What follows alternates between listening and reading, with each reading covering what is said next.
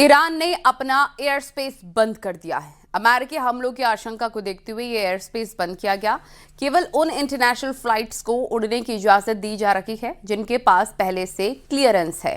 अगर कोई विमान बिना इजाजत के ईरान के एयर स्पेस में घुसता है तो उस पर कार्रवाई की चेतावनी दी गई है। दिखाते हैं आपको।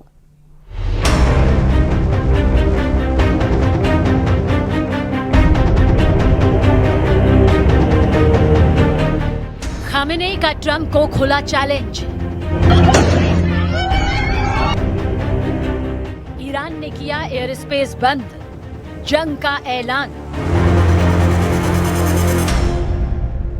ईरान में घुसने वाले एयरक्राफ्ट पर फायर के order. Why they started to shoot at people? For one reason, they wanted to increase the number of deaths. Why? Because President Trump has said that if there are killings, he would intervene. And they wanted to drag him into this conflict. And that was exactly an Israeli plot. They wanted to drag the President of the United States in this conflict. So they started to increase the number of deaths by killing ordinary people, by killing police officers, by starting a kind of, fighting inside the different cities. Iran की तल्खी और उसके नेताओं की चेतावनी यही नहीं थमी। Iran के सुप्रीम लीडर अली खामनेई के सलाहकार अली शमखनी ने सीधे तौर पर अमेरिका को धमकी दी है। उन्होंने कहा है कि अगर ईरान पर हमला होता है तो कतर में मौजूद अमेरिकी एयरबेस अल उदैद को निशाना बनाया जा सकता है। कतर का अल उदैद एयरबेस पश्चिम एशिया में अमेरिका का सबसे बड़ा सैन्य अड्डा है। ये एयरबेस ईरान की सीमा से 200 से 300 किलोमीटर की दूरी पर है।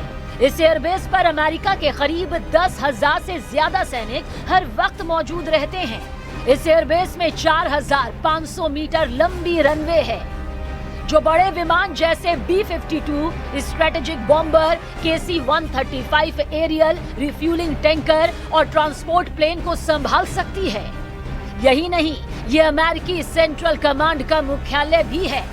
इधर ईरान ने अल उदैद एयरबेस को निशाना बनाने की धमकी दी है तो वहीं एक रिपोर्ट के मुताबिक इस सैन्य बेस से कुछ अमेरिकी सुरक्षा कर्मियों को हटाया गया है। इस पूरे मामले पर कतर की भी सफाई सामने आई है, जहां पर कतर यह कह रहा है कि कुछ सैन्य कर्मियों को हटाए जाने के पीछे क्षेत्रीय तनाव ही कारण है। यानी कतर भी ये बात जानता है कि अगर अमेरिका ने एक्शन किया तो पूरे पश्चिम एशिया में तबाही का मंजर दिखने लगेगा।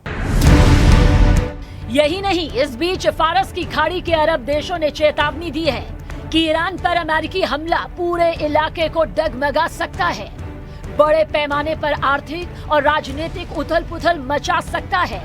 फारस की खाड़ी के किनारे बसे अरब देशों ने अमेरिका से ईरान के खिलाफ कोई भी मिलिट्री कार्रवाई न करने की अपील की। उधर ईरान सिर्फ धमकी ही नहीं दे रहा बल्कि जमीनी और हवाई स्तर पर तैयारी भी मजबूत कर रहा है। एयर स्पेस बंद करना, एयर डिफेंस को फ्री हैंड देना और अमेरिका के अल उदैद बेस का सीधे नाम लेकर चेतावनी देना, ये दिखाता है कि ईरान किसी भी हालात के लिए तैयार है। कुल मिलाकर संकेत साफ है, अब ईरान अमेरिका के दबाव में झुकने वाला नहीं। अगर अमेरिका ने हमला किया तो उसको ईरान की तरफ से जवाब मिलना तय है।